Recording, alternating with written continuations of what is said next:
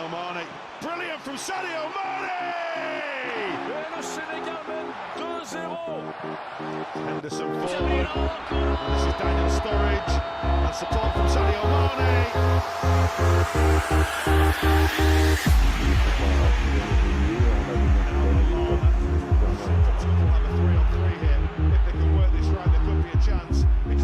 Jaraaf repart de l'avant avec cette incursion de Malick Kane qui s'appuie sur son capitaine qui choisit l'option privilégiée par le coach. Sur le sol, Yaya a deux doigts de repasser devant avec ses dégâts. Bonsoir à tous les téléspectateurs de Africa 7 CNM, votre émission Team Inter. Team Inter, c'est l'émission qui vous permet de suivre toute l'actualité du football dans sa globalité, comme on a l'habitude de le faire. Et c'est là, aujourd'hui, on a l'honneur de recevoir le président Madi Touré. Circonstances obligent, ils ont remporté la Ligue 1 sénégalaise. Ce n'est pas la première année, encore moins la deuxième. On a vu une continuité, le sérieux, qui travaille, l'abnégation. Et au-delà même de ça, on a vu aussi ñi nga xamanteni bi ñom ñoo ngank daanaka équipe nationale jóge nañ fi nga xamanteni mom moy centre génération foot. Loolu yëpp dinañ ci waxtaan mais balaa loolu am na loo xamante ni bii nii jotoon nañ ko def muy le conducteur de l'émission. On va revenir ci li nga xamante ni moom mooy Lyon Express GF, comme je viens de le dire tout de suite, une saison prolifique en transfert. Il va nous dire c'est quoi le secret de GF. Ismaïla Sarr à Marseille, était-ce la bonne destination? Rester au Bayern ou aller à Al Nassr? Quel est le bon choix pour Sadio Mané? Et la minute débrief, GF toujours. Un bijou qui se vend bien à l'international, c'est quoi le secret? Championnat et Coupe CAF, GF est-elle armée pour la saison prochaine? Je pense que c'est là où il y a un problème. Le président va nous dire pourquoi. Le Sénégal est le syndrome du favori. L'œil de la semaine avec Souleymane Diagne, Benedek Nyarigar. Le 11 de mai et pour terminer, le temps additionnel. Loolu lañ leen édité ci seen émission Team Inter.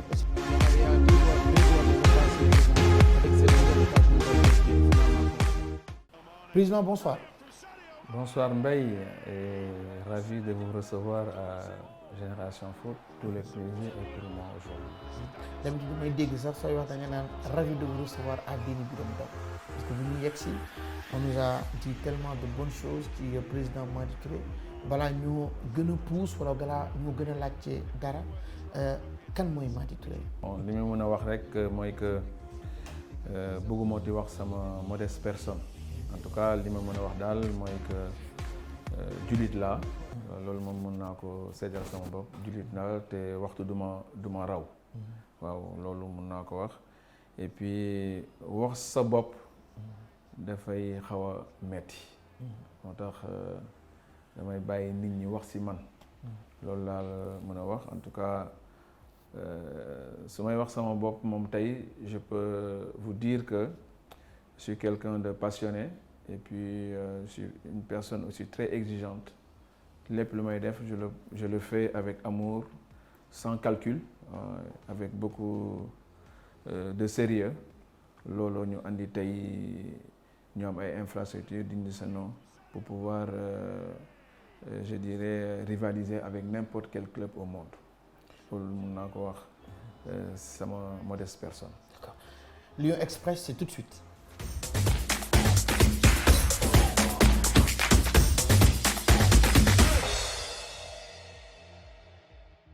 Une saison prolifique en transfert. Ismaïla Sarr à Marseille, était-ce la bonne destination? Rester au Bayern ou aller à Al Nassr? Quel est le bon choix pour Sadio Mané? Mu nekk ñetti mbir lan moo ci sa xalaat? Bon, le choix de Sadio Mané, c'est deux choix.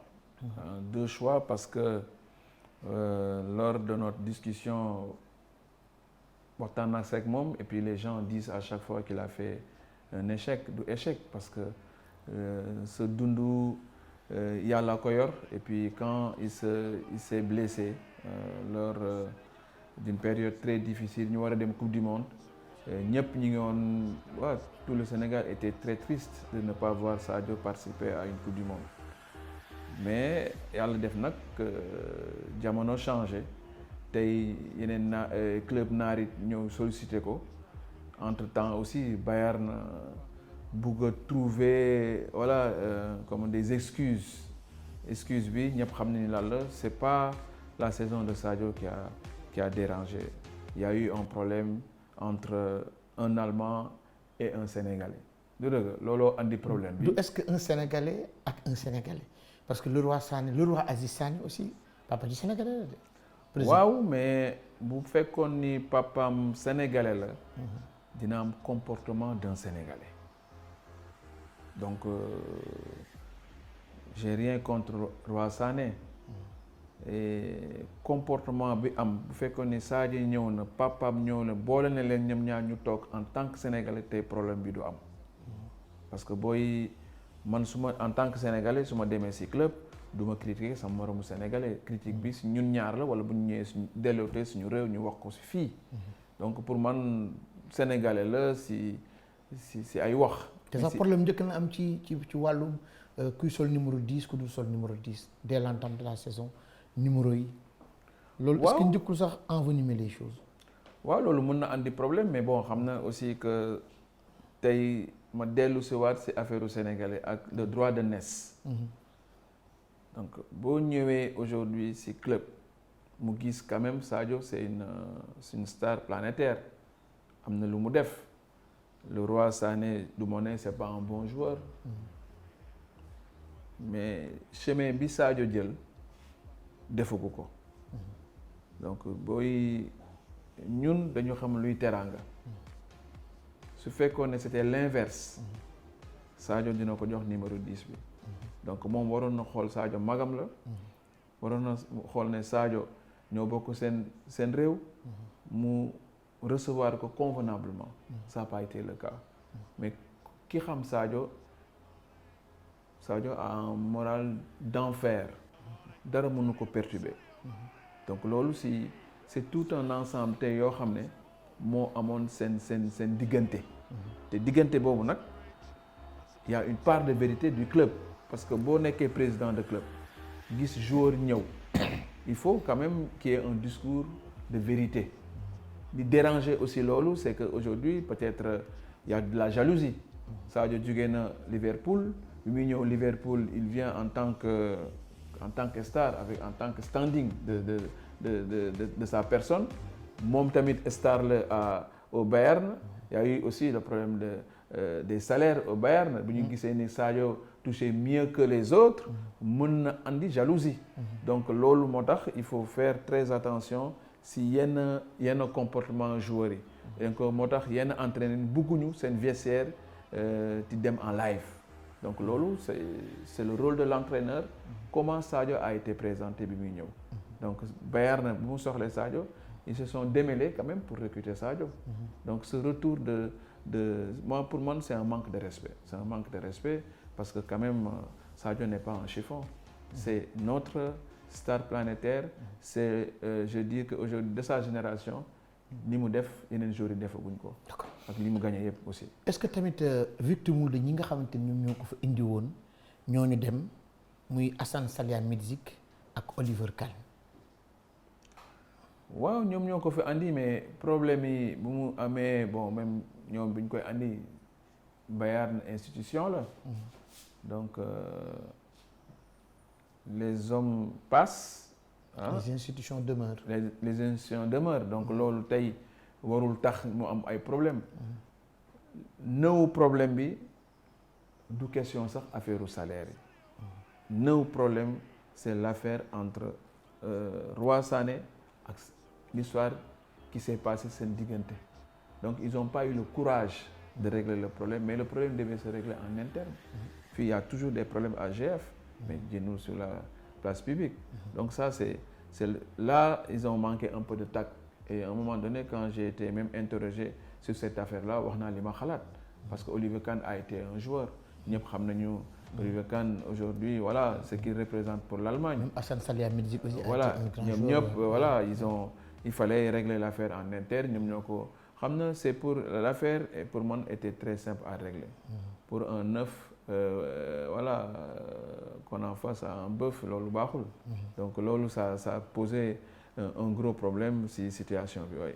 Ismaïla Sarr jógewaat fii encore aussi Génération Foot nekkoon Metz Rennes dem Watford 4 saisons Marseille jënd ko est-ce que c'est pas un choix risqué? Non, je suis le premier à lui dire de partir. D'accord. Voilà. Il vous a consulté? Toujours. D'accord. Il m'a consulté, les agents m'ont consulté. Qu'est-ce qu'il vous a dit? Vous me l'avez jeté au téléphone? Non, je savais déjà que Marseille était intéressé parce que quand même Ismaïla, ça fait un bon moment qu'il devait quitter, Marseille. Et malheureusement, avec les blessures, il y a une méformie, Coupe d'Afrique au Cameroun. Donc voilà, il s'est forcé vraiment, il a travaillé dur pour pouvoir jouer la compétition. Et voilà, gis nañu li mu apporté bi mu ñëwee. Donc le choix pourquoi Marseille, Ismaïla c'est un joueur boo xam ne introverti la. Donc il faut que ñu préparer ko mentalement et puis vu que Marseille c'est quand même un grand club, il y aura la pression du public. Et puis si nous xoolee jaar avec tous les anciens joueurs, les anciens Sénégalais qui sont passés à Marseille, et à titre d'exemple, ñu jël Lokot, Mamadou Niang, bon, qui est même xam nañu France le judo, Diawara, et puis je prendrai aussi à titre d'exemple Abidi Pelé, dañu bëgg joueurs africains. Il y a d'autres aussi qui sont passés à Marseille mais jotuñoo am carrière bi wala bi nga xamante ne que Leyti Ndiaye jaar na fa, Rahman Bari entre autres, mais ça n'a pas été aussi. Ouais, Rahman est parti dans le cadre de la formation, man maa ko yóbbu parce que Rahman est des générations foot. Voilà. Donc bi ma ko yóbbu aussi kooku j'avais quand même alerté José Anego. Et loolu laa wax dans mon interview à l'équipe, il faut pouponner Ismaïla Sarr. Il faut le pouponner. C'est un enfant boo xam ne il a envie que les gens viennent vers lui waxtaan ak moom. Donc loolu quand il va se sentir concerné, vous allez voir le grand Ismaïla. Ismaïla est comme ça. Et jouer à Marseille, ça va lui permettre de se galvaniser davantage parce que les places sont très très chères. Et puis pourquoi aujourd'hui je dis de partir? Il y a quand même un joueur emblématique qui est Aubameyang, qui a une très très bonne mentalité. Quand il va le mettre sur son aile, je pense qu'il va apporter quelque chose à Ismaïla. Et Ismaïla va enfin franchir un autre palier. Et xam naa ne si tout se passe bien, il ne restera pas longtemps à Marseille. D'accord. Lan ngay tontu ñi ne Ismaïla pour mu réussir Marseille, il faut que mu muscler jeu te wàññi déchets yi. Ouais, mais ça c'est le travail quotidien.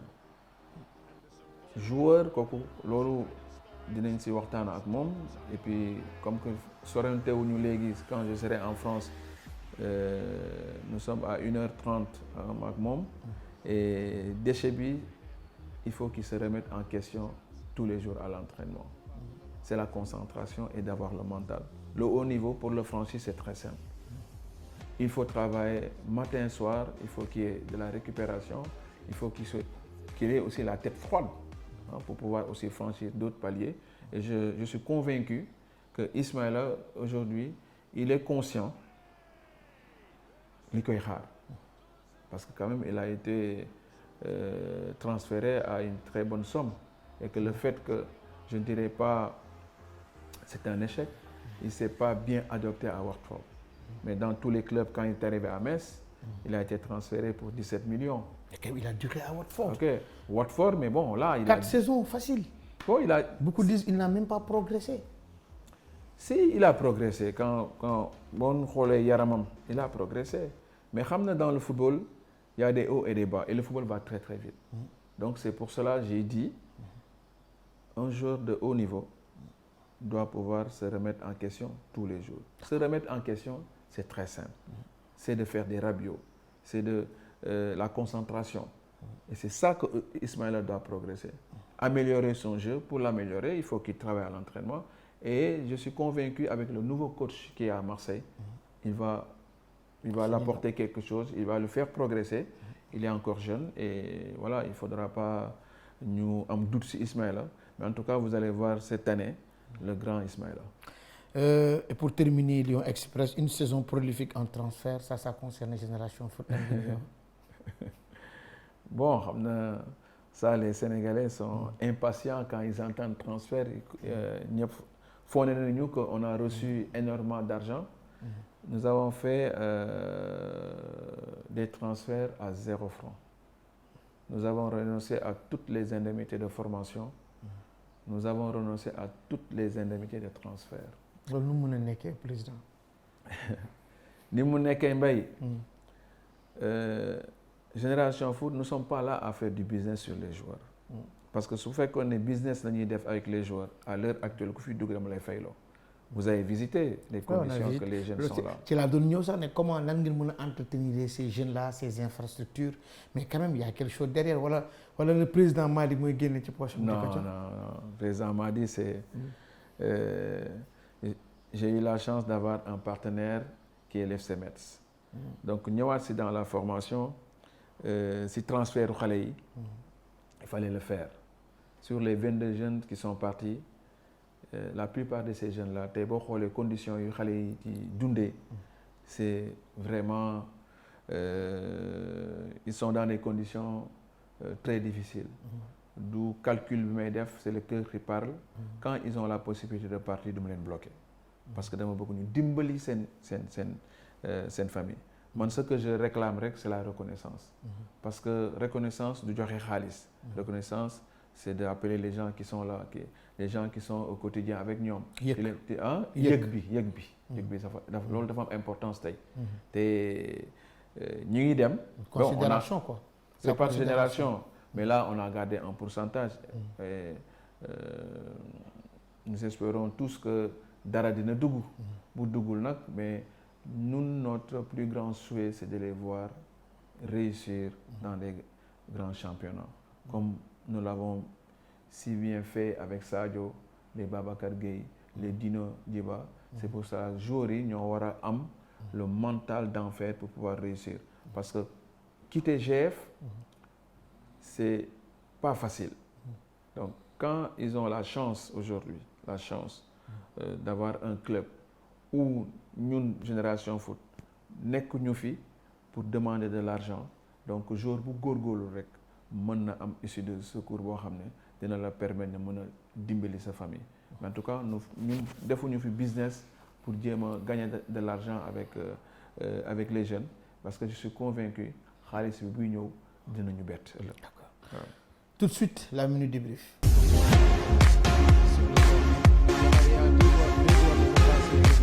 tey Madi nga nekk président wu Génération Foot am parents yoo xam te ñu ngi lay seetaan tey ñu bëgg seen doom am talent ñu bëgg a xam naka la ñuy def ba dugg Génération Foot ndaxte ba ma defee image bi ñu nekk tey Madi Touré la ñuy dalal président Génération Foot parents yi ba dañ ma sollicité ne mbay suñu doom dafa bëgg dugg naka la ñuy def ba mu dugg ñun ñu ngi ñuy teg pression mais alors que ndey mbili jaa ngi nii expliqué naka la ñuy def ba xale mun a dugg bi ci biir Génération Foot parce que jàppal nañu ko dugg Génération Foot rek Sadio Mané ngay nekk wala Ismaïla Sarr.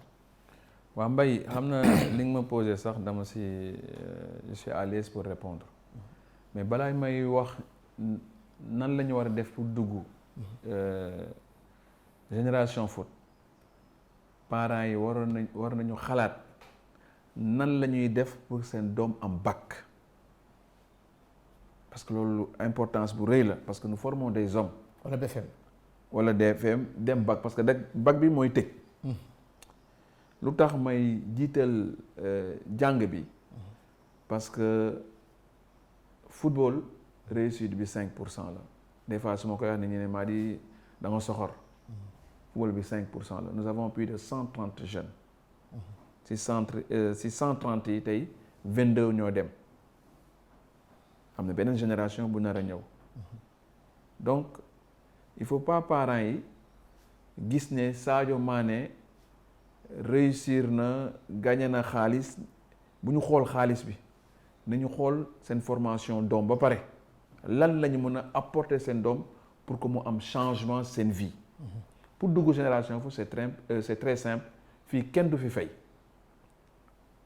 amul aucun paiement de scolarité amu fi il suffit d'être bon donc képp koo xam ne bëgg na ñëw Génération Foot en tant que footballeur wala mën a jàng parce que d'être bon dafa vaste président. waaw être bon tey li ñu gënal mooy que tu sois bon à l'école et que tu sois bon au football. dafa bokk ci critères yi. si dafa bokk ci critères yi être bon dafa à l'école dafa bokk ci critères yi.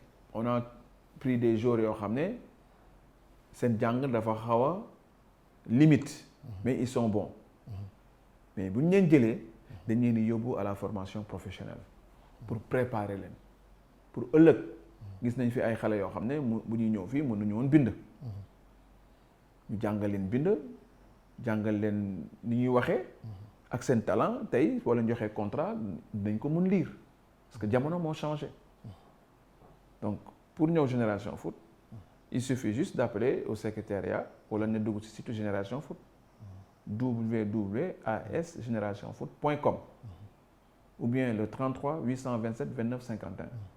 D'accord. Man je suis. jarul jaar ci nit pour dugg fi non. Oui, il y a des correspondants parce que boo ñëwee inscrire forcément après dañ lay orienter si catégorie bi nga bëgg a def test yi mais ñun de préférence nous voulons les récupérer à 12 ans des fois nag il y a des exceptions loo gis dafa am exception ñu jël leen à 15 ans 16 ans 17 ans parce que football ba 22 ans c'est jouable mais par exemple booy jël benn xale tey bu am 21 ans 22 ans mais il faut qu'il soit très très fort pour pouvoir faire la différence parce que xale yi booy jël à 12 ans tey boo xoolee tey transfert ñu def mais Coupe d'Afrique bu ñu nar a dem mais c'est des jeunes de 15 16 17 ans ñoo ko nar a jouer donc il faut avoir le mental pour dugg fii nag la demande elle est très forte on a à peu près 4000 à 5000 demandes par an pour booy dugg fii donc moo tax ñun on doit se remettre en question tous les jours pour ne pas dormir sur nos lauriers. D'accord, mais président quand vous voyez 4000 à 3000 demandes nan ngeen di def nan ngeen koy traiter ces 4000 3000 demandes. Ouais, mais les 4000 demandes ça veut dire que ñun presque toute l'année on fait des tests on a 14 régions donc c'est des tests que ñuy organiser jusqu'à la finale. Et vous décentralisez les tests? Ouais. Ou bien vous les faites ici à Déni? Finale bi c'est à Déni. D'accord. Donc dans chaque zone nit ñi dañuy organiser seen test man des fois ça m'arrive ma gis benn match si koñ yi ma taxaw laaxatu parce que des fois l'oiseau rare mën na ko am si koñ yi parce que des tests dafa xaw a critique des fois dañuy présenter benn jour boo xam ne il est bon très bon. La pression mais je vais vous raconter une anecdote. Ismaïla Sarr bu mu ñëwee Génération Foot il a été renvoyé Ismaïla bu muy ñëw fii kenn jëlu ko woon. D'accord. Donc c'est le recruteur qui m'a dit ne ma président ma ne ko mu ne ma bul dàq Ismaïla. L'attaquant actuellement qui part à Sélin Moussa Fall il n'a jamais fait de test AG man maa ko gis signalé ko. fan nga ko gis. maa ko gis muy joué cosaan ñu signalé ma ko il marquait des buts ma ne il faut le prendre je l'ai fait signer ce que nit ñi xamul avant d'être président j'étais sergent recruteur de pas mal de clubs européens boo delluwaatee si ginnaaw les Mohamed Adama Sarr les Adebayor maa leen déniché. Mohamed Adama Sarr c'est lui qui avait joué au Milan AC. Au Milan AC. maa ko déniché yóbbu ko. Le poste bi muy joué à l'heure ak. loolu la joué Grand Yoff am nawetaan sax d'ailleurs. parce que kooku Amdi moo ma booleeg moom Amdi Moustapha Faye. moomu ne j'ai un frère vraiment bëgg naa ñu xool ko. bi ma ko jëlee il est parti en tant qu'attaquant.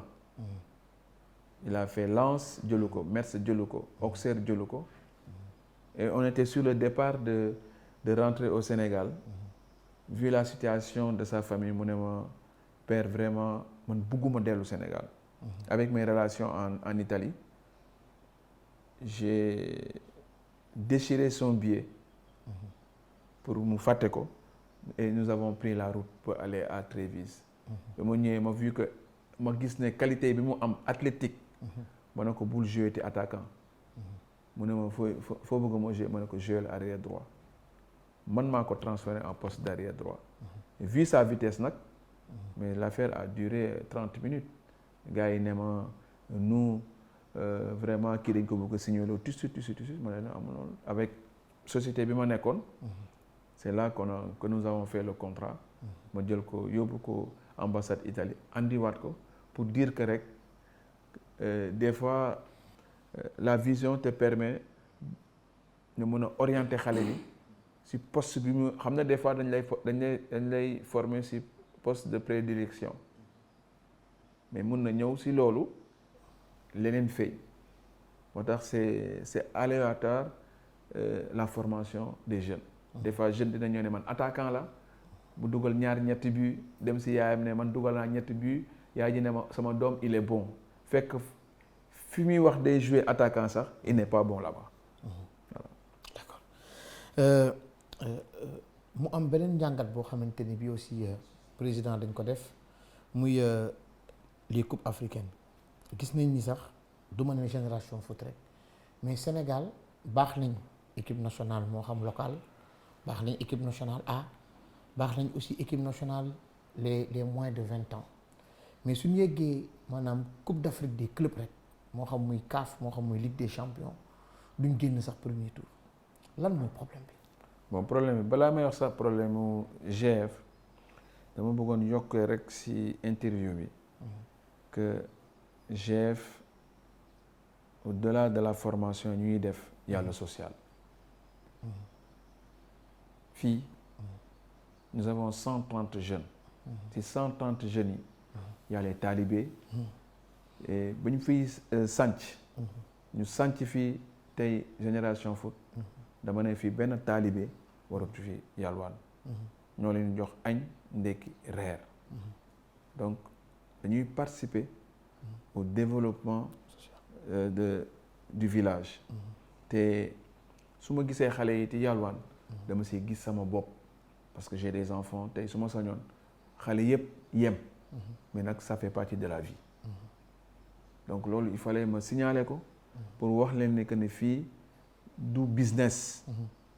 Il y a même un jeune aujourd'hui talibé qui s'appelle Dame qui a eu son bac moo tax xale yi ñuy gis ci daara yi nañ ci bàyyi xel c'est des garçons hyper intelligents loolu xam naa ci dara hyper intelligents donc loolu je lance un appel au gouvernement ñu xoolaat daara yi il faut pas ñuy xool xale yi rek ki leen di gis dañuy yor seen bool te yalwaan lu dëgg kenn buggul gis sa doom te yalwaan lu dëgg kenn buggu ko donc nañu bàyyi xel ci xale yi képp koo xam ne mën na leen jàppale ngir yàlla parce que c'est des garçons qui sont hyper intelligents il suffit rek ñu pousse leen parce que j'ai fait l'expérience xool naa leen leur comportement des fois soo leen andee fii ci waxtaan ak ñoom mais des fois ñoom laay waxal mais c'est ces enfants-là qui me donnent des fois des idées et je me dis mais quand même ñii jànguñu mais sens d'écoute bi ñu am sens de compréhension bi ñu am ñi jël seen doom sax teg leen dans de meilleures conditions seen doom yi gënuñu leen donc il faut qu'on essaie de faire la part des choses dañ delloowaat suñu boo nekkee julit du julli rek 5 prières julli ci comportement la c'est le partage du dëgg c'est le respect ñi ngay liggéeyal moi je vois des fois j'ai mal au cœur quand je vois des fois les domestiques yi ñu ngi leen di traiter ci kër yi ça me fait mal au cœur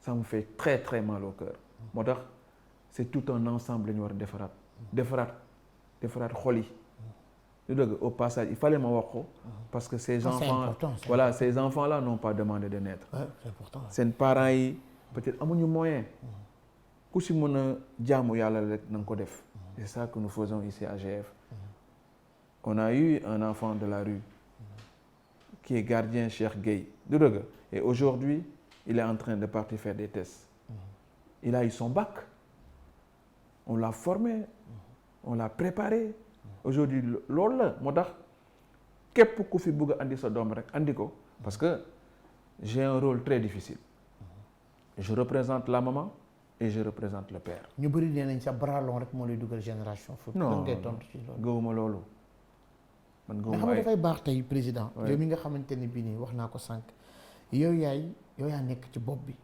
tey li ngay wax ak li ngay def rek moom mooy refléter li nga xamante ne moom mooy centre bi ñu bëri nag bëggoon nañ xam naa fii ma toog ni tey toog fii pour laaj li nga xamante ne moom moo nekk seen xel moo bamtuwaat ko encore pour nga bokk ci test génération foot yi il faut remuer ciel et terre tey pour casser loolu wax jooju lan ngay wax sénégalais yi ñuy seetaan.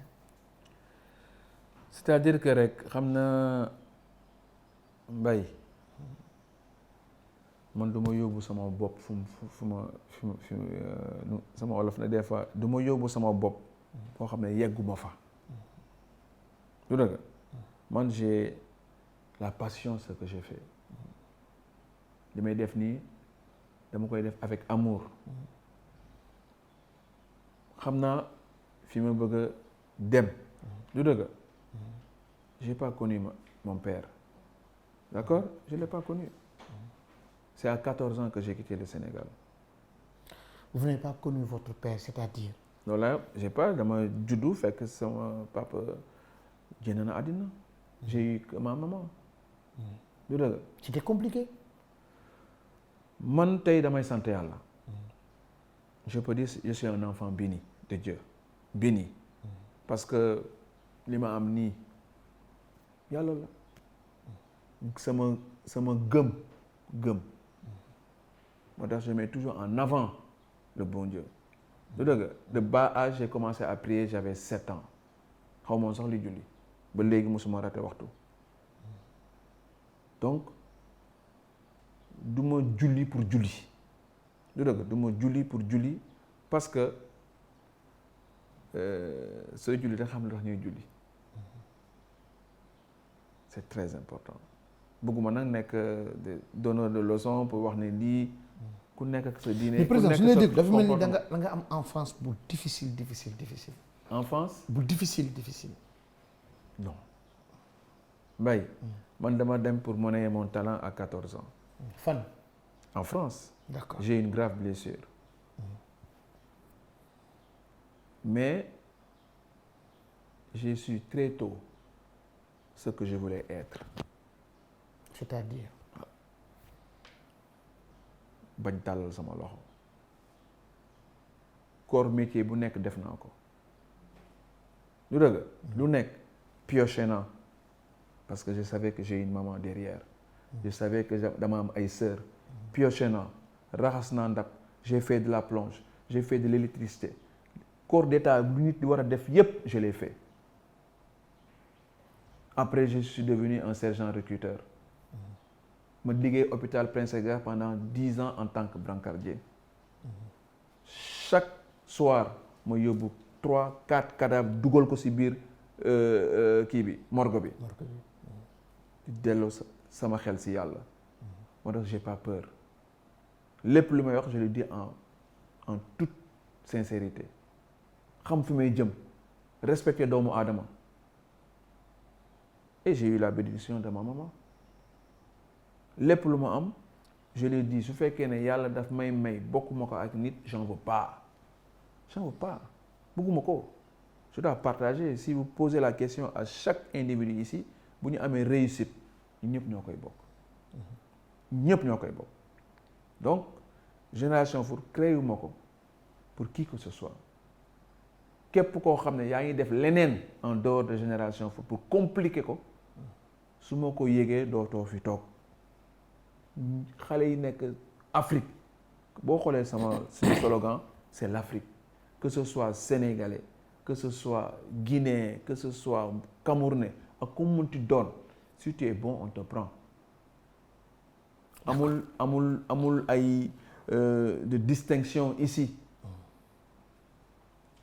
il y a la coiffure il y a pas de check down nous les éduquons fii ku fi ñëw je vais au passage pour dire aux téléspectateurs check down mooy wàccee tubéy la coiffure mooy foog nga watu bu rafet voilà. Et au passage je voudrais parler du ministre Matar Cissé il y a eu son fils qui est rentré ici mais test moo ko fi dugal ancien directeur général de la douane test moo ko fi dugal mu yar doomam yar bi mu ko war a yar quand l'enfant est arrivé ici kenn xamul ne doomu ministre la mais il a été le meilleur élève du centre bac avec mention ça c'est un bel exemple du dëgg donc en général dañuy ne les autorités duñu yar seen doom c'est pas le cas donc c'est tout un ensemble à mettre en œuvre ñun bu ñuy œuvrer dañuy œuvrer ñëpp am ak ñàkk yàlla la. D'accord. c'est su ma xoolee man sama wàllu bopp tey c'est ñii jël pirogue bi ci dem nañu jël à titre exemple sama bos dootuñu ko jël parce que loo sonn rek tout le monde dit que la vie est difficile. La vie est difficile su fekkee tu es un feignant. La vie est difficile su fekkee bëggoo liggéey. Est-ce que les conditions te réunir nañ pour loolu président. condition bu mu munti doon rek soo maanoo rek dina ko am. D'accord. Tu sais Mbaye. Je me suis préparé à tout. Dans la journée des fois je ne mange pas. Pour c'est quoi la difficulté gerte lay lekk ou pain. sant na yàlla mun naa dem tous les jours restaurant lekk wala ma dem lekk sama kër mais toujours difficulté boobu kenn xamul ëllëg je peux même ëllëg retourner à manger gerte parce que kenn xamul fu la yàlla nar a teg. Mais pourquoi se faire violence autant lan ngay chercher ci loolu soo ko dee def. du violence si man la du violence c'est-à-dire que day tax su ma gisee koo xam ne il est diminué dinaa ko jox cëram lu dëgg dinaa ko jox cëram parce que si boo xamee luy difficulté ku la wax difficulté dem dina am yërmandeem. D'accord. moo tax du loo xam ne dama koy def mais kooku c'est ma nature qui est comme ça te loolu laa yaree samay doom. D'accord. Bon émission bi mu ngi président mu ngi génn ci yeneen ak yeneen. Bon c'est important pour nit ñi aussi. xam aussi personnage unique parce que suñ ko gisee la ñuy yaakaar ne ci football rek lay œuvrer alors qu'il y a d'autres paramètres yoo xam ne nit war nañ ko mën a xam. Coupe CAF ñu ngi ci doon wax léegi li tax les clubs sénégalais di am ay difficultés. Bon, pourquoi les clubs sénégalais sont en difficulté pour ñuy dem Afrique? Manque de moyens am na si. lu dëgg manque de moyens am na si mais boo xoolee tey toujours dañuy wax les clubs sénégalais. Le Paris Saint-Germain a beaucoup de moyens. Je dëgg ils ont une manne financière importante. Mais ba léegi gagné gu ñu Ligue des Champions. Chaque année daaw 8e de finale la ñu toog. ñun li ñu manqué. Mais quand même président c'est pas pareil. Nous les équipes. waaw mais maa ngi ñëw. C'est pas pareil. Il y a une grande différence. ñoom oui mais non loolu laay xam ne. Deuxième tour sax pour que les clubs sénégalais accèdent fa c'est tout un problème. waaw mais dinaa ñëw xam na vous m'avez posé une question. man dama lay répondre avec des arguments. Allez-y, je vous écoute. lu dëgg avec des arguments. Je vous écoute. Coupe CAF bi. Quand je parle du Paris Saint-Germain. Quand même ils ont tout. Mais Paris Saint-Germain tey buy dem. seen indice ni ñu ko doxalee en Europe. Tu es champion. Tu es dans les poules. ñun on est champion. mais on doit faire des tours préliminaires. xam nga am na différence. Je rappelle que sax Afia bu Guinée ngeen di dajeel. waaw dañuy dajeel. ñun suñu problème xam nañ ko. nous à GF xam nañu suñu problème. lan mooy problème mu GF. et si je te dis amuñu problème. non mais kon nee seen problème xam nga. waaw non dama lay wax rek xam ne dama lay expliquer dama lay ne amuñu problème. parce que président on a eu à visiter les infrastructures. Voilà. Hein? Que ça soit les versières la pelouse les installations honnêtement lu yeneen club yi am yëpp parce que on a eu aussi à visiter d'autres clubs africains notamment Espérance de Tunis gis nañ ko mais lu ñu gis foofu noonu aussi. dal na xel lu ñu gis fii aussi dal na xel. voilà mais léegi xam na suñu football toog nañu 60 ans gagné ñu Coupe d'Afrique et nous avons bien travaillé man sax bëgguma ñuy toog di ne génération foot li ma gën soxal may ñu wax tous les clubs en termes d'infrastructure manqué nañ ko. oui du dëgg. loolu mooy premier aspect. Deuxième aspect bi on n'a pas assez de moyens. moo tax mënuñu ci garder suñu ay joueurs. mais ça on le dit pas pour Génération Foot parce que li leen avantage sax mooy les infrastructures dañ ciy xëy di ci gont moo tax équipe bu ñu dajal ñoom ñu gañal mooy gën a gaaw. waaw mais loolu d'accord on a d'accord nga ak man loolu. non Mbaye li ngay wax moom d'accord naa non man je dis d'accord naa. si lépp. li ngay poser nii l'échec. yow problème yooyu amuloo ko de c'est ça. waaw mais non dans chaque club. ku nekk na yaa xam ni ngay duggee ni ngay toggee sa sauce ni ngay defaree sa ñànkatang. chaque club boo dem. c'est vrai que ñun. nous avons pas le droit à l'erreur. Ah oui. et amuñu excuse. Ah oui. ak staff bi. les infrastructures yi Génération Foot am. normalement chaque année. bu ñu yéegul ci podium dañ ko war a gagner. c'est ça. du dëgg. c'est ça. on a failli rentrer dans les poules. oui. ba ñuy jouer ak Zamalek. on avait une équipe mais par génération là. c'était pas avec Demba Mbaye d'ailleurs. Oui, c'était avec Demba Mbaye. avec Demba Mbaye. Oui. Demba Mbaye, il y avait aussi Djibi Fall et puis il y avait Olivier aussi, Olivier Perrin parce que ku nekk bi am na loo apporter la Génération Foot. Mais li ngeen war a xam mooy que quand on prend des joueurs fii club yi ñun on les paye pas assez. Ils ont l'opportunité de gagner plus 10 fois. loolu laa wax sànq je ne peux pas me permettre téye doomu jàmbur ou c'est des salaires je dirais c'est des salaires qui sont pas du tout mirobolants ñu proposer le 10 fois ay 15 000 euros 20 000 euros pour démarrer sa carrière maa ne la doo dem psychologiquement su ma yeewoo suba dinaa ne est-ce que man Madji Touré je suis normal. Les gens regardent que la gagne. Moi, je ne regarde pas que la gagne. Je regarde l'intérêt du joueur et leur famille. Comment les joueurs peuvent améliorer leur quotidien. Donc, il faut que nous sachions. Maintenant, cela ne va pas dire que nous, nous devons aller en Ligue des Champions. Moi, je suis convaincu que Génération Foot gagnera un jour la Ligue des Champions. Quand? Je ne suis pas dans le secret des dieux. Yàlla rek a xam. Mais la voie que ñu jël ñun ci liggéey peut-être la nouvelle génération comme qu'on les appelle la classe biberon vont créer la surprise. Nous avons le premier match contre Afia mais ñun des joueurs nous avons man pour ma part j'ai pas peur. On bàyyi nañu 22 jours ñu dem mais il y a la qualité de travail qui est là et sama staff travaille jour et nuit pour qu'on puisse être prêt le jour J. Nous avons gagné ce titre-là bi ngay gis. Kan moo ko gagné ren troisième titre bi. Mais c'est un enfant de GF, Balla Djiba, qui faisait partie des meilleurs de sa génération.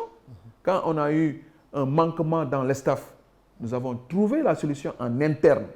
En interne, c'est qui? C'est Balla Djiba, un jeune joueur qui a gagné, qui a été formé. Parce que, comme j'ai l'habitude de dire, quand on recrute les entraîneurs, dafa am ñetti yëf yoo xam ne un entraîneur war na ko incarner. Première des choses, il faut que l'entraîneur soit psychologue. Deuxième des choses, il faut que l'entraîneur, comme il y a la transmission, transmettre. Troisième des choses, quand une équation est posée, qu'il puisse la résoudre. ñett yooyu bu ko entraîneur amee moom mooy critère pour ñu ñëw Génération Foot. Il faut savoir transmettre. Aujourd'hui, c'est valable dans tous les domaines. yaa ngi ñëw faire repérage. Tu es venu sitôt def repérage. Tu t'es organisé. Tu es avec ton équipe.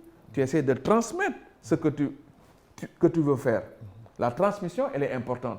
C'est valable pour le président Macky Sall. La transmission, elle est importante. Parce que quand on est en difficulté, il faut savoir transmettre. Aujourd'hui, quand j'ai tout à l'heure maa lay wax, quand on te critique, des critiques objectives, il faut l'accepter. Mais il faut avoir des arguments, des réponses. Donner, oui, critiquer nañu parce que au Sénégal nag, voilà, c'est un problème. Des fois, quand on critique la personne, man du ma critiquer pour casser. Je critique pour que la personne s'améliore. te ñun toujours dañu ne bëgguma. Mbaye, je le dis télé laay waxal. Foo ma waree critiquer ma. Man quand les critiques sont correctes, bu saaga amul, du dëgg wax bu ñaaw, je l'accepte. Parce que ça me fait progresser. Li ñu arrivé nii tey génération à ce niveau de la compétition, parce qu'on s'est toujours remis en question tous les jours et nous avons aussi accepté les critiques objectives.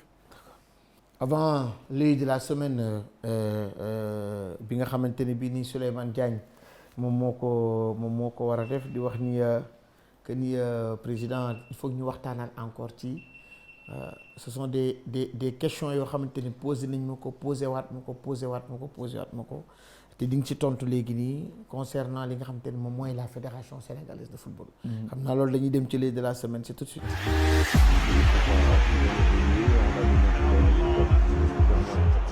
Souleymane, premier élément bi muy foot local les vainqueurs du championnat ces 10 dernières années. Oui, l'international l'œil de la semaine daal dina def taxaw seetlu ci les 10 derniers vainqueurs du championnat sénégalais.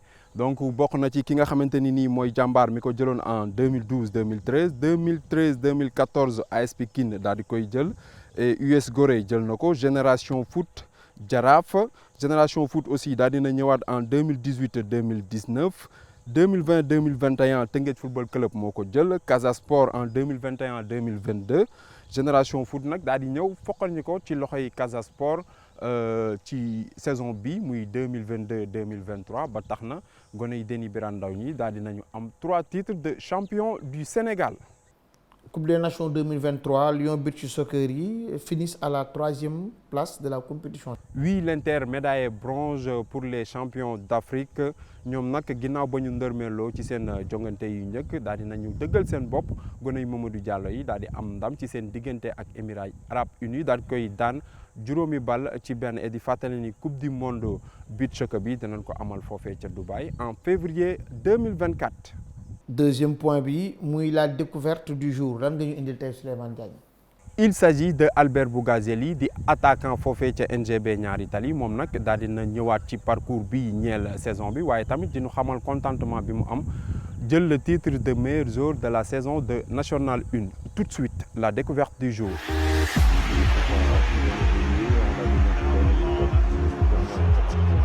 Bonjour, c'est Albert Joseph Bougazelli, joueur de Ñaari Tali, milieu excentré.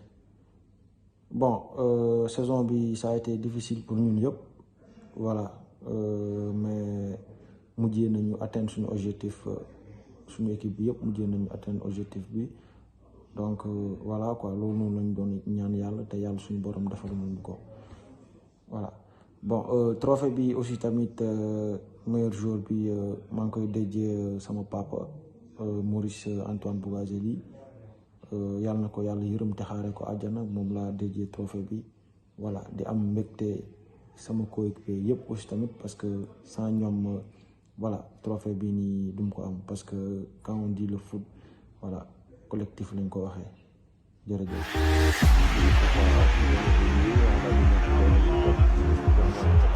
Merci à Bougazelli alias Bebeto ñu koy ñaanal une très bonne suite de sa carrière avec beaucoup de contrats professionnels.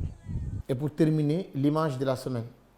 Une belle ambiance des supporters de Génération Foot ginnaaw nag ba ñu jëlee li nga xamante ni nii mooy le titre de champion du Sénégal à 2 journées de la fin ñoom nag supporters yi wane nañ seen mbégte ci avant dernière journée bi doon dalal Dakar Sacré-Cœur ñu daal ci am ndam lu rëy revivre ces moments forts avec les supporters de Génération Foot.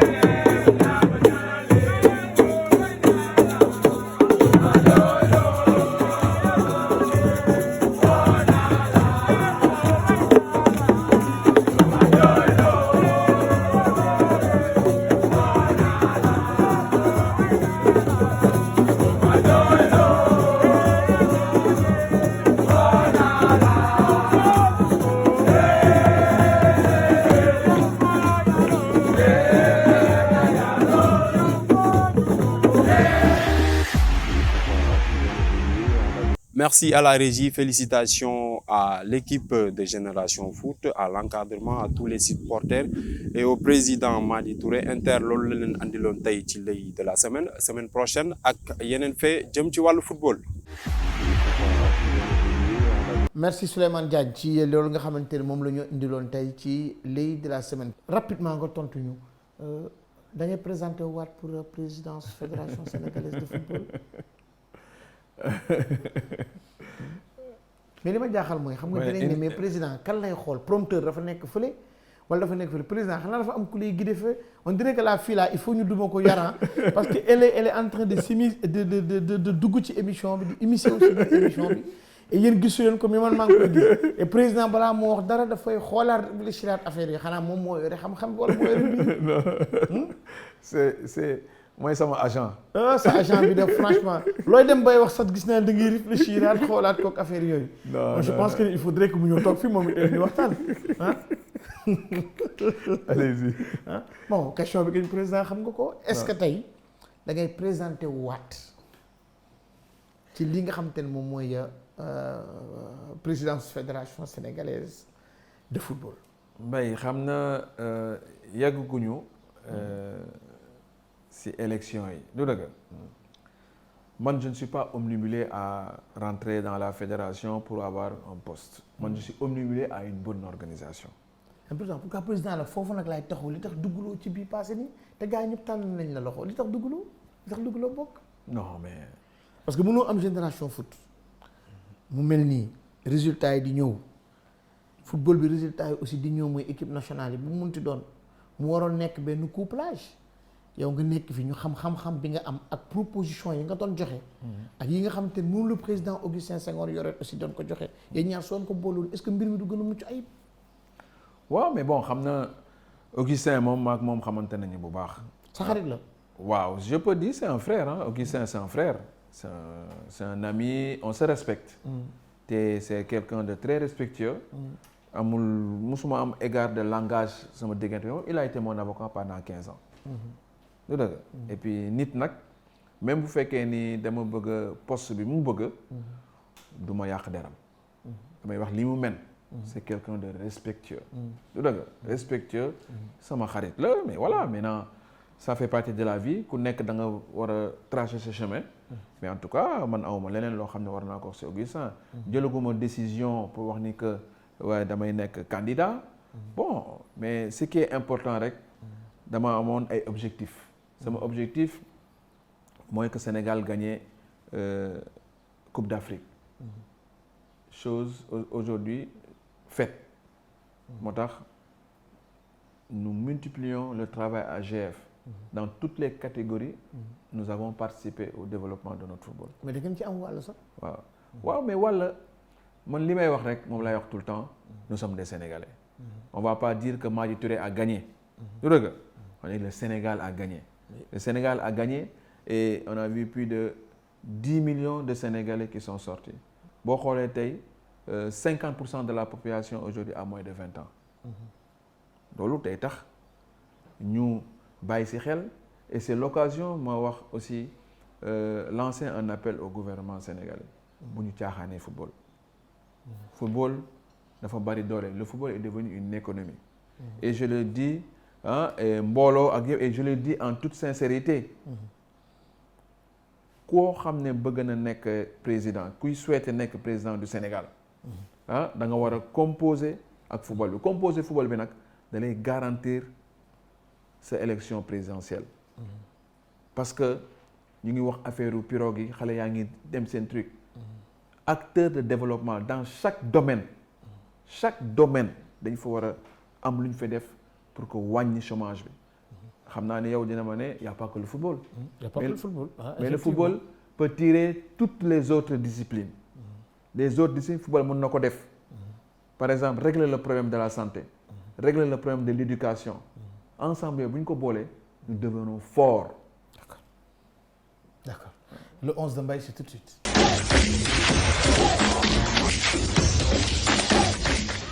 Président nga gis ko noonu muy plusieurs générations yu ñu boolee 11 bi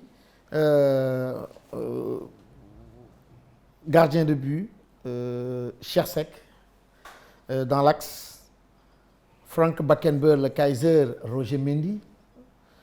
À droite, Cafu, le Brésilien. À gauche, Maldini. Au milieu, comme milieu défensif et récupérateur, Dunga, le Brésilien. Avec Johan Neskens, moi, le Néerlandais. L'épopée de Cruyff et tout ça là. Comme milieu défensif, comme milieu offensif, à droite, Hristo Stoichkov du Bayern de Munich, ou bien à gauche, Salif Keita, le Malien, l'ancien joueur des Verts de Saint-Etienne, qui est côté bi à droite, et comme attaquant, Ronaldo. Bon, taille 11 bi, soo ko doon changer, lan nga ci changer? waaw 11 bi si ma doon changer si ni nga bindee fii am na lu bëri pas tellement bon tudd na fi ñaari joueurs yoo xam ne Roger Mendy Cheikh Seck su fekkoon ne ni tey lu tax ma leen di bàyyi si biir su fekkoon ne tey amoon nañu académie avant lii waxuma la sax Sénégal mais feneen la ñuy joué ji tey Roger Mendy nga gis ko Beckenbauer gënoon ay Roger Mendy donc il faut qu'on ma bàyyi ko si parce que il fut un très très très grand défenseur Cheikh Seck de sa génération il était un très très grand gardien par son sérieux ses relances mais Cheikh Seck moo fi créé arrêt penalty goal fii au Sénégal xaw ma ndax daan na ko gis bu muy góolu bu amee boo am série de penalty xamal dina jaar ñaar ou ñett de sa génération amul kenn ku ko gënoon ay Grand Cheikh Seck ok un gardien exceptionnel Maldini na ku ay nga quoi waaw du dëgg donc ñaari ñii parce que il faut ñu valoriser suñu joueurs africains yi fi ngay wax par exemple am na joueur boo leen fàtte non yow actuellement ni président man dama def 11 bi waaw yow léegi ay xool ñu ngi ci war a dindi nee nga la nga ciy bàyyi grand Cheikh Seck nu Cheikh Seck ak Beckenbauer dama ko ciy bàyyi ak Roger ñu def axe central bi léegi à gauche comme latéral Maldini da nga ko fay bàyyi Maldini dama ko fay bàyyi parce que c'est un joueur que j'ai toujours admiré Cafu da nga koy bàyyi à droite wala da nga ko fiy dindi koy teg foofu Cafu bon Cafu je mettrais Manuel Amaros. Ok, l'ancien joueur de l'AS Monaco et de l'Olympique de Marseille. Ouais. Il a joué la Coupe d'Europe de 84. Ouais, c'est pas mal. Ouais. Voilà, d'accord. Ouais. Au milieu, Dunga ak Neskens. Da nga leen fay bàyyi wala da ngeen di dindi comme milieu récupérateur, milieu défensif. Jamel Didier Deschamps. D'accord, de par sa classe. Par sa classe ak li mu def. Jamel Didier Deschamps. À la place de Dunga wala Neskens. Neskens ak Dunga méngoo nañu. c'est ça su ñuy def 50-50. je vais mettre Dunga et Deschamps. D'accord. Ouais. Ci côté yi Salif Keita l'aigle malien. Oui. ak Hristo Stoichkov l'ancien du football club de Barcelone. mais xam ne du même âge ah. waaw du même âge mais pas de même génération mais lañ leen teg rek quoi. bu fekkee génération yi léegi nii la. Salif Keita je vais le laisser c'était un phénomène. D'accord et Stoichkov. Stoichkov en tant que numéro 10. na ko def en tant qu'excentré. excentré dama koy dindi. teg fa kan. pas Ronaldo mais je vais Ronaldinho. D'accord du Barça. Et du Paris Saint-Germain. Comme meneur numéro 10 Zinedine Zidane. dama koy bàyyi. D'accord et comme attaquant Ronaldo brésilien. dama koy bàyyi. Ok c'était le 11 de Madi nee na grand Cheikh Seck la fi bàyyi grand Cheikh dégg nga Madi nee na da nga sérieux woon ci relancer ak affaire yooyu. waaw grand Cheikh. et puis j'étais la mascotte du Jaraaf aussi. grand Cheikh Madi dafa def yëfu ni Medina yi rek def rek mais. maa woon tey saaga mais grand tàngoo woon de nu ko gars yi di waxee grand tàngoo woon. si grand Cheikh ko du sal yow. c'est que après occasion la. ñoo bokkoon suñu koñ. ak Roger. ak Talla Fall. ak Talla Fall. non Cheikh moom bon voilà ñoo bokkoon koñ sama mag bu baax la. et puis il avait un talent fou. mais man je lui mettais la pression. ah oui ah oui. bi mu joué Jaraaf ñoom dama woon téye seen sac. les gens ne comprenaient pas pourquoi ma nekkoon mascotte du Jaraaf. dama woon téye seen sac parce que. mais galère nga ci football bi ah. oui j'ai commencé Cheikh Seck mën na la j'ai commencé en tant que mascotte. mascotte laa commencé téye seen sac mais loolu yoo xam nga parce que j'étais exigeant. dama woon téye seen sac pour que ñuy gagner le dimanche. ok loolu laa woon def c'est-à-dire que le dimanche moi j'étais mascotte j'étais dirigeant parce que man dirigeant yi li ñu woon ragal wax. joueurs yi man maa ko woon wax. te boobu ñoo fa nekkoon boobu Jaraaf. ah mais ça c'était des grands dirigeants c'était le procureur Mathurin, c'était le feu Mathurin, il y avait Ahmed Ndoye, Nian Demba Sall, ça c'était des grands dirigeants, le feu Père Lamine Diack, étaient des grands dirigeants, le feu Pa Kéba Mbaye. Donc voilà, ça j'ai côtoyé de très très grands dirigeants. Moo tax li ma jàngal nii yëpp Jaraaf laa ko jàngee. Jaraaf laa ko jàngee et c'est l'occasion vraiment de remercier ces dirigeants-là moo tax maa ngi leen di ñaanal bu baax. Et puis bon j'étais une mascotte mais aw ma woon sens interdit avec les autres clubs. Par exemple quand si moo demoon à la Jeanne d'Arc il y avait le feu Gutenberg mooy papu Lamine Boub qui m'adorait. Donc quand c'était l'US Gorée c'était Malick Ndaw. Donc ça c'est ay pères la yoo xam ne on me voyait à l'assoir c'était les Gorgui Ndiaye les Baye Mamar Diaw. Donc ma nekk xale. J'étais adopté par tous les grands joueurs du Sénégal. C'est important. C'est important. Tous les grands joueurs laa wax les Mbaye Fall, les Babacar Thiam, et puis les Chérif Kandji. Tous ces joueurs-là qui étaient au Sénégal à l'époque côtoyé naa leen. D'accord, moo tax joueur mënu ma jaaxal. Et j'ai été aussi joueur mënu ma loo niveau boo munti nekk. soo ñëwee si man parce que j'ai connu ñoo xam ne c'était des phénomènes des Amadou Diop. des Pape Moussa May Meng boo xam ne moom si kanamam la juddoo c'est il m'a couvé à bas âge. aw ma seen fay tey. c'est pour cela que maa ngi leen di tous les anciens joueurs. maa ngi leen di remercier le fait que ñu accepté ma te ànd ak man comme seen doom comme seen rakk. C'est important. Ouais. Le temps additionnel c'est tout de suite.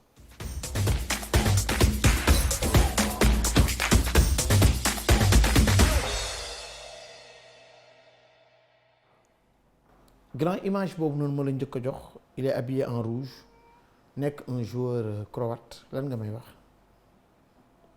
photo bi xaw na bizarre hein. Est-ce que Boban. Effectivement lan moo la gën a marqué ci Zvonimir Boban. Sa classe dans le jeu et puis l'intelligence qu'il avait. L'intelligence qu'il avait et puis sa force de pénétration. Il fut vraiment un très très bon joueur. Deuxième image. Mais ça c'est Victor Diagne. Effectivement. Victor Diagne moom. 92 su ma ko waxee lan la lay jox Sénégal Kenya. J'étais pas là. Mais man su may wax Victor. bëgguma yàq xolam. C'est quand il est venu à Monaco. fekk na la fa. waaw. Explique-nous un peu grand ci Victor. Non Victor c'est. yu bëri wax nañ ko ci nee nañ ce sont ses parents ñoom ñoo carrière am ñoom ñoo ko yàq lu ne loolu ñii di wax man damay rapporter la ñii di wax Victor que je sais. non xam na mën nañu wax parents yi ñoo yàq parce que xam na yaay moom bu ñëwee di wax dafay bëgg doom yi am lu bëri rek. du question yàq ils ont voulu protéger son enfant. mais choix bi je pense que kooku waxtaan naa si ak Victor bu mu ñëwee man. bañ ma laajee dama ko ne signer Monaco mais xam na nag lu yàlla tuddul moom des fois moom il faut pas nga xëcc ko mais en tout cas c'est man damay wax ni c'est dommage parce que talent bi mu amoon il a fait rêver tous les Sénégalais par sa technique. Très bon joueur. Très bon joueur, intelligent. Et jusqu'à maintenant nag je dirais que sama rakk bu baax la nag sama rakk bu baax qui est très sérieux très respectueux. Et moo tax àddina loo warul am doo ko am. Mais il est en train de faire un excellent travail en tant qu'entraîneur. En tout cas li mu am comme joueur bu ko joxe joueurs yi muy entraîner. Et je trouve de l'occasion pour que dire que il faut mu andi ñu un Victor Diagne. peut-être doomam moo nar a ñëw. mais grand ni nga koy waxee nii est-ce que tey parce que mu ngi Kaffrine su ma juumul. est-ce que ni nga koy waxee nii président Ablaye Sow du titre le fait que nga récupérer ko parce que ni ngay waxee nii c'est benn kii de charme la dafa garaaw lii grand yaa ngi koy draguer de yaa ngi koy draguer indirectement. Non mais bon nous avons travaillé. Le président mu ngi lay draguer de indirectement. Non nous avons travaillé ensemble et puis Victor sama rakk bu baax la. est-ce que nekkoo di dóor. kan moom waaw est-ce que doo ko indi fii. mais su ma bëggoon Victor ñëw suba mu ñëw. ah bon ah oui. ah kon du préparer président. c'est l'histoire du Jaraaf su ma ko naroon andi fii affaire Jaraaf rek laay wax il ne dira pas non. et puis Ablaye Sow. Ablaye Sow aime bien la promotion des autres. dina ne bon vas-y à Génération Foot. vite préparer sa waay mu ngi say tànk image beneen bi grand bi ci topp su ma nee Caire 86 lan nga may wax. Ça c'est le défenseur teigneux. Racine Kane. L'homme des terrains synthétiques. natif de Kaolack. jaar Brest. jaar Metz aussi. jaar Metz moo daaxoon tàkkale fii mais neel grand bi. comme que mi ngi defar ay terrains synthétiques à l'heure actuelle. à l'époque bu amoon terrain synthétique. est-ce que dina tàkkale parce que dina am ay góom fii très très bon joueur. image bi ci topp grand su ma la ko waxee damay naan Euro 96 face à la République tchèque moom moo raté penalty nekkoon un ancien joueur du football club de Nantes. Ça c'est le gaucher magique. Reynald Pedros. Ouais. C'est la fameuse équipe nantaise avec Diafet Endoram. Et Coco Siodo comme entraîneur. Comme entraîneur. Nicolas Wede. Dominique Casadran. Ah oui, lui ça a été comme li ñuy wax rek caractère moo ko yàqal lu bëri. Ah oui. moo tax am éducation dafa baax. caractère moo ko yàqal parce que mënoon na sori ci football bi aussi. beneen image bi 1999 la grande finale Manchester United Bayern de Munich à la dernière minute Ole Gunnar Solskjaer et Teddy Sheringham gagné Bayern suma image bi soo ko gisee lan la lay jox. kan joueur bi. oui image bi. lui il fait partie des tueurs aussi mais man je l'ai pas vu jouer longtemps nag.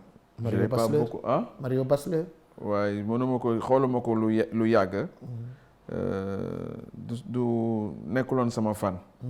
donc nekkuloon fan mais il fut un très très bon joueur. il fut un très très bon joueur. Je rappelle ancien joueur du Werder de Brême ancien partenaire de Marcus Bode. beneen image bi ci topp moom Giroud moo nekkoon seen entraîneur. Qui c'est Kokar. L'ailier de débordement. Christophe Kokar. Christophe Kokar. Donc lui c'était pas mal. C'était pas mal avec les Vayura ak Moussa Saïb. Moussa Saïb et tout. Diomaye c'est Bruno Martini. Oui, Bruno Martini et puis il y avait l'Ivoirien di Corée. Didier Otto-Corée. Ouais, Didier Otto-Corée. Qui voilà. kooku sama mag moo ko yar. Otto-Corée. waaw Otto-Corée sama mag moo ko yar voilà. très très bon joueur. très très bon joueur. ak ñoom Corentin Martins pour terminer. grand émission bi nag yegg si na ci fin bi. tey soo doon am message boo doon jox lan ngay jox di la féliciter waat encore ci sacre bi. pour une troisième fois nga am message booy jox à l'endroit de tous les autres clubs. y compris aussi l'équipe nationale du Sénégal ak sénégalais yi lay seetaan. waaw déjà man li may njëkk message bi may bëgg a lancer c'est non à la violence dans les stades. On n'a pas besoin de tout cela. Nous avons un beau pays. xam na sport partage la. Sport c'est la passion. parce que bu ñu arrêté wul violence bi. dinañu dem ba parents yi peut-être est-ce que dañu bëgg seen doom dem jouer ji. Donc je lance un appel à tous les clubs. Ce qui est valable pour les autres clubs est valable pour Génération Foot. Nous les dirigeants nañu jéem a organiser waat suñu football bi parce que on a eu une très grande satisfaction dans toutes les catégories commencé ko ci équipe A bi. Le fait que le football est devenu une économie sànq maa ngi wax que état bi jàppale ñu.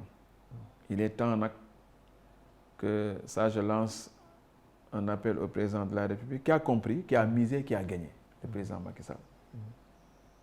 Et je dirais que c'est dommage, il ne va pas se représenter. La politique finie. Ah oui, non, mais bon, il ne va pas se représenter, je dirais que c'est dommage. Non, politique, oui, mais je l'ai dit en toute sincérité, parce que nous sommes fatigués, les clubs. Ouais. Et nous avons... Qui va venir là? Qui va venir? Il faut que moi, minimum, nous avons besoin de 5 milliards pour le football. Budget de 5 milliards. 2 milliards pour le football professionnel et 3 milliards pour le football amateur. Le message que je lancé au gouvernement, parce que le football est devenu une économie. Sur les 14 régions, le nombre de clubs que nous avons, beaucoup drainé, c'est combien de personnes qui travaillent autour des clubs. C'est à peu près 20 à 30%. C'est énorme dans un pays. Donc, c'est l'OL aussi, c'est matière de sport et qui rôle les autres disciplines. Parce que le football, il faut retirer les autres disciplines. C'est l'OL lancé pour le gouvernement. Le club aussi nous structuré que tous les clubs de première et de deuxième division doivent avoir leur propre centre de formation. Si nous avons à titre d'exemple Génération Foot, nous devons multiplier les efforts pour nous amko parce que sans la formation, nous ne sommes. Même les anciens clubs en Europe reviennent à la formation. Prenez à titre d'exemple Lyon. Maintenant, Barcelone. Qu'est-ce qui a fait la force de Barcelone? C'est la formation. Messi sort d'où? C'est la formation. Zidane sort d'où? C'est Cannes, c'est la formation. Mbappé sort d'où? C'est la formation. Donc, si vous regardez, nous, Sadio Mané sort de la formation. C'est notre meilleur joueur. Ismaïla Sarr sort de la formation. Ainsi de suite, Pape Matar Sarr. Pourquoi aujourd'hui Ismaïla Dem, au bout de 6 mois, nous transférons à 17 millions? Donc, cela veut dire que c'est la formation. Les plans, même yo, sa télé, il faut former. Il faut toujours améliorer. Encore améliorer. Donc, c'est ça qui va faire la différence. Et qu'aujourd'hui, sur le football, je dirais que je suis très heureux de la progression. Nous avons un bon championnat. Il ne faut pas négliger que nous avons un bon championnat. Il nous manque des infrastructures dignes de ce nom. Nous avons le football. Comme les meilleurs, merci à Africa 7, merci à Mbaye, je remercie toutes les personnes qui pour dire que j'ai vu que vous êtes vraiment des professionnels. Et voilà, et ça c'est très important. Et les plots il faut travailler. Quand vous voyez le slogan de Génération Foot, travail, rigueur, discipline. C'est l'occasion aussi de dire merci à tout le monde, tout le staff de Génération Foot, l'encadrement, ma famille, le village et au peuple sénégalais. Parce que sans nous, nous dara. Et j'ai vu qu'aujourd'hui, que les mots de félicitations, GF, nous n'avons pas le droit à l'erreur. Donc il faut rester humble dans la vie, avoir les pieds sur terre. Képp koo xam ne mën na dimbale nit ngir yàlla na ko def sans calcul. Sans calcul. La famille, je me suis insisté parce que je vous dis les téléspectateurs que ni la fille à papa, honnêtement, c'est elle qui a fait l'émission. Merci aussi à Mindy, aussi à Talafal. Ils ont diligenté, ils ont facilité vraiment l'italie. Merci aussi au président Madi Touré. Accès, c'était facile. Merci aussi à toute l'équipe qu'on a prévue ici, que ce soit Moussa, avec la fille à papa. Je préfère taire le nom. Merci aussi à mes 2 cadreurs qui étaient avec moi, avec Suleiman Diagne, que ce soit Raoul ou Ahmed Fall. Aussi au niveau de la réalisation, Pape Ousmane et aussi à Khalil. Merci à tout le monde. On se donne rendez-vous jeudi prochain pour un autre numéro de Team Inter. Merci, Président. Merci. Merci beaucoup. Brilliant from Sadio Mane! Et le Sénégal mène 2-0. Henderson forward. This is Daniel Sturridge. And support from Sadio Mane.